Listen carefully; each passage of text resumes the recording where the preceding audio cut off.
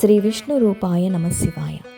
ప్రపంచ ప్రసిద్ధిగాంచిన పుణ్యక్షేత్రం తిరుమల తిరుపతి. తిరుపతికి ఉత్తరంగా కొండలకు ఆనుకుని అలిపిరి దిగువకు వెళ్తే మనోహరమైన తీర్థం కనిపిస్తుంది. అదే కపిల తీర్థం.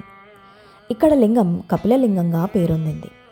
కార్తీక మాసంలో వచ్చు కార్తీక దీప పర్వదినాన ఇక్కడ కొండపైన దీపం సాక్షాత్కరిస్తుందట.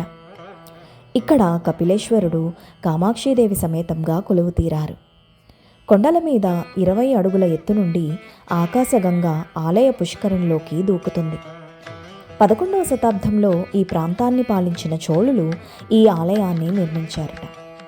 కపిల తీర్థంలో కపిలేశ్వర స్వామితో పాటు కాశీ విశ్వేశ్వరుడు, సహస్రలింగేశ్వరుడు, లక్ష్మీనారాయణుడు, శ్రీకృష్ణుడు, అగస్తేశ్వరుడు, సుబ్రహ్మణ్యేశ్వరుడు కూడా ఉన్నారు.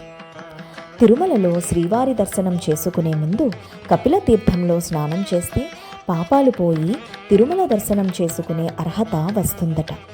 స్వస్తి.